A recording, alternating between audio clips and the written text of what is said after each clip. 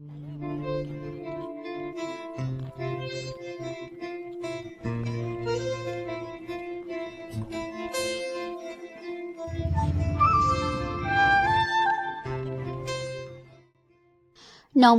বন্ধুরা, সবাই কেমন আছো? আশা করছি সবাই খুব ভালো আছো। আমি আছি মোটামুটি, তবে খুব ভালো নেই, কারণ বিভৎস মাথা ব্যথা হচ্ছে কয়েকদিন ধরে। আমার মুখটা দেখতে পাচ্ছ তো, সেই মন খুলে আমি হাসতে পারছি না। মেয়ের জন্য হাসি, আর কি করব। আর মেয়ের জন্যই আজকে বেরিয়ে পড়েছিলাম।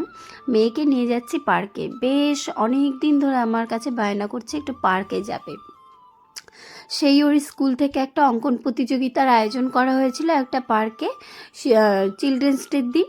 সেদিন ওর বাবা যেতে পারেনি, তাই যখন ওর ফ্রেন্ডের বাবা গেছিল তখন ওর বড্ড মন খারাপ হয়েছিল। বাড়িতে আসার পর অনেকবার বলেছে পার্কে নিয়ে চলো, পার্কে চলো। তো কখনো ছাদে নিয়ে গেছি, কখনো এদিকে ওদিকে নিয়ে গেছি, কিন্তু পার্কে নিয়ে যাওয়া হয়নি। কারণ এখন ওর সানডেতে থাকে ডান্সের ক্লাস, সেই কারণে আর যাওয়া হয় না। তো এই সানডেতে ছিল অফ, তো ভাবলাম চলো, যতই মাথা ব্যথা হোক আর যাই হোক না কেন বেরিয়ে পড়ি। বেরিয়েই দেখতে পেলাম একটা মিছিল বেরিয়েছে। তোমরা মোটামুটি সবাই জানো বাংলাদেশের একটা গন্ডগোল চলছে, সেই নিয়েই মিছিলটা বেরিয়েছিল। তো যাই হোক, চলে গেলাম একদম কর্ণজোড়া পার্কে। ভেবেছিলাম ওখানে গিয়ে মেয়ে হয়তো বেশি আনন্দ করবে, বেশি খেলতে পারবে। কারণ এর আগে যখন গেছি বাচ্চাদের খেলার জিনিসগুলো খুব ভালো ছিল। এবার চলো ভেতরে গিয়ে সবটাই দেখাবো তোমাদেরকে। তার আগে এই যে টোটো থেকে নেমেই আর ওর আগে টিকিট কেটে নিল। মেয়ে দেখো কতটা এক্সাইটেড, কিন্তু আমার এত গা গোলাচ্ছিল, এত বমি পাচ্ছিল, মাইগ্রেনের যন্ত্রণাটা খুব বেড়েছে সেই কারণে। তো আমার মেয়ে যতবার পার্কে যায় ততবারই ওর প্রথম খেলার সঙ্গী হচ্ছে ওর বাবা। ও বাবা বলে না ওর বাবাকে কখনোই, ওর পাপা আগে বলতো, এখন তো ড্যাডিতে পরিণত হয়েছে। যখন যেটা মনে হয় এখন ড্যাডিই চলছে। তো ওর ড্যাডি হচ্ছে ওর বেস্ট ফ্রেন্ড। ওর ড্যাডির সাথে ও খেলে খুব মজা পায়। একদম দেখো দৌড়ে দৌড়ে ছুটে যাচ্ছে। আমি বললাম মাম্মা আসো একটা ছবি তুলি, না কোনো কিছুতেই কিছু হবে না, ও সব সময় আগে খেলতে হবে। খেলতে ও খুব ভালোবাসে। আর এই যে আমাদের সঙ্গে যে ছোট্ট একটা ঘরে থাকে সারাক্ষণ বন্দি হয়ে, সেটা ওর মোটেও ভালো লাগে না। এই জন্য আমার মেয়ে স্কুলটাকে খুব ভালোবাসে, নাচের ক্লাসটাকে খুব ভালোবাসে, টিউশন পড়তে যেতেও খুব ভালোবাসে। ঘরের মধ্যেও থাকতে একদম ভালোবাসে না। তারপর মামা বাড়িটা খুব ভালোবাসে। তবে হ্যাঁ, যদি দিদন আসে, দিদনকে খুব দিদন আসলে ওর আর কিছু চাই না, এরকম একটা ব্যাপার। তো যাই হোক, প্রত্যেকটা বাচ্চারই তাদের কাছে দিদারা খুব প্রিয় হয়। তো আমার কাছেও ছিল, আছে, আমার মেয়ের কাছেও তাই। আশা করি ওরও থাকবে সারা জীবন। এই দেখো গিয়েই এরকম খেলতে শুরু করে দিল। এবার একটাতে যে বেশিক্ষণ দাঁড়াবে সেটা না, ওর তো মনে আছে এই পার্কে কোথায় কোন খেলনাগুলো ভালো করে খেলতে পারবে। সিস ছিল, তারপর তোমার হেলিকপ্টার টাইপের একটা ছিল, সেগুলো সমস্ত কিছু ভেঙে গেছে। সেই দেখে যে মেয়ের কি মন খারাপ তোমাদেরকে কি বলবো, বড্ড কষ্ট পাচ্ছিল। এখন পার্কটা হয়েছে বাচ্চাদের জন্য না, যখন এই খেলার জিনিসগুলো ছিল বিগত 2 বছর আগে 2023 থেকে এই পার্কটা সত্যিই ফ্যামিলি নিয়ে যাওয়ার মতো একটা পার্ক। যে যেখান থেকে আসবে তাদেরকে সেই পার্কে নিয়ে যাওয়া যেত, বেশ সুন্দর লাগতো। আর রবিবারটা পুরো মেলার মতো জমজমাটি হয়ে থাকতো। প্রত্যেকটা ফ্যামিলি নিয়ে যেত তাদের বাচ্চাদের, যাতে তারা একটু আনন্দ করে খেলতে পারে।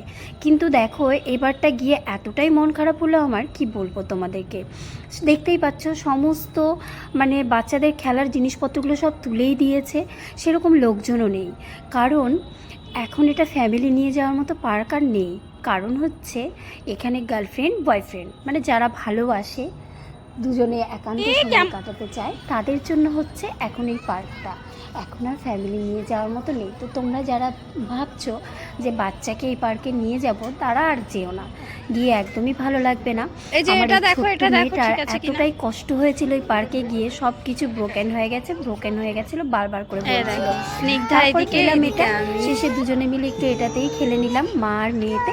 তারপর হচ্ছে আমি একটা জিনিস যেটা করে থাকি, দোলনায় ওঠা। দোলনায় আমি উঠবই, আর এখানে আমার কেমন ভুঁড়িটা দেখা যাচ্ছে সেটাই আমি ভাবছি। বড্ড ভুঁড়ি বেড়েছে। কিচ্ছু করার নেই, তবুও নিজের প্রিয় ড্রেসগুলোকে ছাড়তে পারবো না। তার জন্য এখন কিন্তু যতই ভুঁড়ি হোক আর যাই হোক, সমস্ত মনের আশাগুলো পূর্ণ করে নিচ্ছি। কে বলতে পারে যে কালকে আমার ওই জিনিসটা হবেই? আজকে আমি বেঁচে আছি, কালকে তো বেঁচে নাও থাকতে পারি, তাই না? সেই কারণে সব কিছুই করে নিই। আর এই জায়গাটা হচ্ছে রিলস করার জন্য বেস্ট জায়গা। এখানকার যে বোটিংয়ের ব্যবস্থা করেছিল সেটার অবস্থাটা জাস্ট একটু দেখ। এই দিকটাতে যে আমরা যাচ্ছি, এই যে ব্রিজটা, এই ব্রিজটাতে এই পার্কে যে যাবে সে একটা ছবি, একটা রিলস, যারা ভিডিও বানায়, ভিডিও বানাতে ভালোবাসে তারা তো করবেই। আর এখানে ব্যাঙ দুটো মেয়েকে দেখাচ্ছিলাম। চারিদিকটা সত্যিই খুব সুন্দর, কিন্তু যদি পরিচ্ছন্ন করে রাখে কেন খেলবে না মা, আরো সুন্দর লাগে। রাইডগুলো ভেঙে গেছে, খেলবে কি? ও এরপর আমরা ওই পার্কে যাব যেই পার্কে টাইগার আছে। ওকে, টাইগার, লায়ন, আর কি কি আছে ওখানে? ও বলছিল তো কি কি আছে মা ওই পার্কে?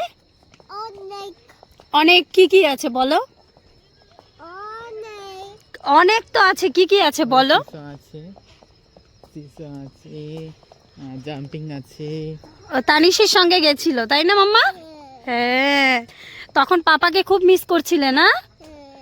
তানিশি ওর পাপার সঙ্গে খেলছিল না? হ্যাঁ, ও খুব মিস করছিল তখন ওর পাপাকে। এই জিনিসটা একটুই করি।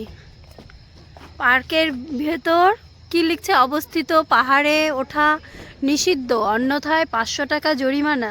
আগে তো সবাই পাহাড়ে উঠেই ছবি তুলতো, এত জঙ্গলের মধ্যে কে উঠবে? বড় বড় সাপ আছে এখানে, পরিষ্কার করে না।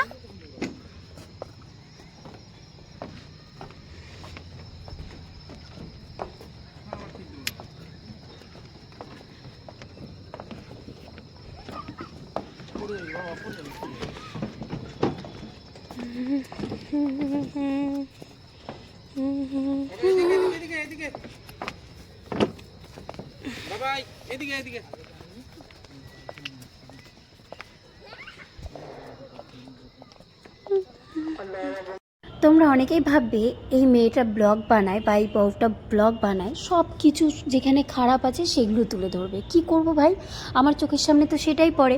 এই যে পার্কটা নিয়ে আগে কত ভালো ভালো রিভিউ দিয়েছি তোমাদেরকে, কিন্তু এখন যে খারাপ সেটা তো আমি বলবোই। এটা হচ্ছে আই লাভ কর্ণচর, কলকাতার যে নন্দন, সেই নন্দনের আদলে এটা যেমন পার্কের অবস্থা সেরকম। যে দেখতে পাচ্ছ, এখন ভেতরে ঢুকবো না, মানে কর্ণজোড়ার লাভেরও হয়ে গেছে। আর এদিকে স্নিগ্ধার ভালো লাগছে না এই জায়গাটাতে, প্রচন্ড মন খারাপ হয়ে গেছে, ওর কিছুই ভালো লাগছিল না, কতক্ষণে বাড়ি আসবে।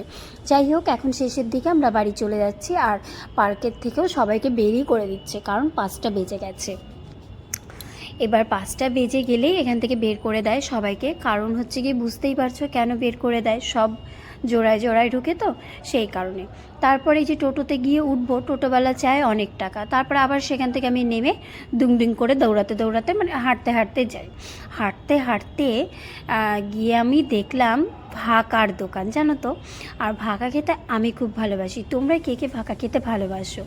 তো ভাকাটা দেখে খুব লোভ হলো, তার জন্য এখানে দাঁড়িয়ে পড়লাম, ভাকা নিলাম। কিন্তু ভাকাটা না সেদ্ধ হয়নি গো, মানে সেরকম ভালো লাগেনি খেতে। যাই হোক, তারপরে চলে এলাম চশমার দোকানে। তো এই চশমাটাই আমি নিয়েছি, কারণ আমার প্রচণ্ড মাথা ব্যথা হচ্ছে। এবার মাইগ্রেন হলে তো তোমাকে চশমা দিতেই হবে, তো তার জন্য আগেই চশমার দোকানে গেলাম, চশমাটা দেখে নিলাম। আর যেই ছেলেটার কাছে চশমা নেব সেই হচ্ছে গিয়ে নাম লিখিয়ে দেবে ডক্টরের কাছে, ডক্টরকে দেখিয়ে নেব। অসিত বিশ্বাসকে দেখাবো, এখানকার রায়গঞ্জের বর্তমানে বেস্ট ডক্টরদের মধ্যে পড়ে উনি। তো কোন চশমাটা ভালো লাগছে আমাকে একটু সবাই কমেন্ট করে জানিও। কিন্তু আমি নিয়েছি এই যে এটাই আমার ভালো লেগেছে, তার জন্য এটাই নিয়েছি। আর তোমাদের আজকের ব্লগটা কেমন লাগলো সবাই অবশ্যই কমেন্ট করে জানাবে। আমি খুব ব্যস্ততার মধ্যে ভিডিওটা ভয়েস ওভার দিলাম, আর অনেকটা লেটও করে ফেলেছি, কারণ আজকে হচ্ছে গিয়ে মঙ্গলবার আর আমি গিয়েছিলাম সেই রোববারে। আর এই কারণে আজকে যে দেব এসেছিল, আমি ইউনিভার্সিটিতে গেছিলাম, সেখানে গিয়ে অনেক ভিডিও ক্লিপস তোমাদের সাথে শেয়ার করতে পারবো না, মানে ভিডিওর একদম স্টোরেজ পুরো ফুল হয়েছিল। তো যাই হোক, চলো টাটা।